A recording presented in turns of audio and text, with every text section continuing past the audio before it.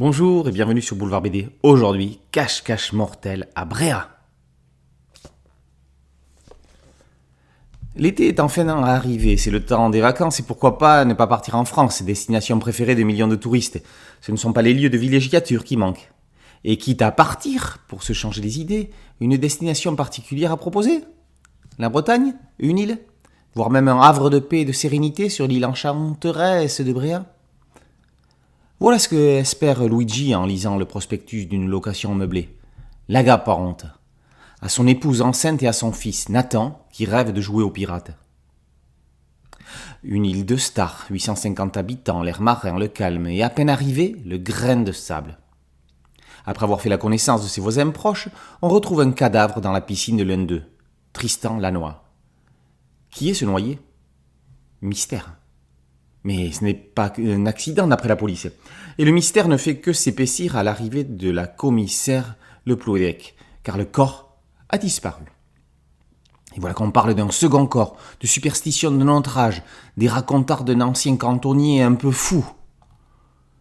Entre un maire qui ne veut en aucun cas voir la tranquillité de son île bouleversée, et surtout celle de ses habitants être troublée, des légendes et autres contes sur l'encou, les morts semblent pourtant s'accumuler rapidement. Et qui de la commissaire ou du petit Nathan jouant détective percera le premier cette brume pour faire éclater la vérité ? Mais cette dernière ne remonterait-elle pas à un événement vieux de 20 ans ? Voilà, le décor est planté. Il ne reste plus qu'à s'y laisser embarquer par un scénario brillant et plein de rebondissements de Patrick Weber. Passé maître dans l'art d'embrouiller les pistes, de choisir des personnages loin des héros des séries policières made in USA, ce qui ne le prive pas de quelques clins d'œil pour l'une ou l'autre des années mi-70-80, Patrick Weber nous offre ici une nouvelle plongée dans la petite vie si calme de l'Armorique. Après un tour sur Belle-Île, l'île de Saint et l'île d'Ouessant, nous voici avec un nouveau thriller goûtant bon le chouchen. Doux comme le miel et renversant comme le venin des abeilles qui seraient écrasées lors de l'extraction des rayons de la ruche. Avec ces personnages au passé parfois trouble, au secret profondément enfoui mais qui ne demandent qu'à ressurgir, un véritable jeu de pistes mortelles nous mène dans certains recoins aussi touristiques qu'énigmatiques de l'île aux fleurs. Avec un final digne des romans d'Agatha Christie, chacun se verra révéler son véritable rôle dans ce qui pourrait s'avérer finalement une vendetta à la sauce bretonne.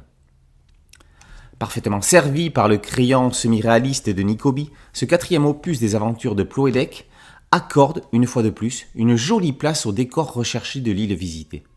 Le petit dossier touristique final ne faisant que renforcer l'envie de s'y rendre. Les angles de vue, cadrage et découpage des pages au global soutiennent idéalement le rythme de la narration, rendant le tout fluide et agréable à lire. L'album est idéal pour passer un excellent moment sur la plage ou ailleurs, au soleil ou pas. Cache-cache mortel à Bréa, par Weber et Nicobi, est paru aux éditions Vent d'Ouest. Merci à mon ami Thierry Ligaud pour cette chronique. Boulevard BD, c'est un podcast audio et une chaîne YouTube. Merci de liker, de partager et de vous abonner. A très bientôt sur Boulevard BD. Ciao.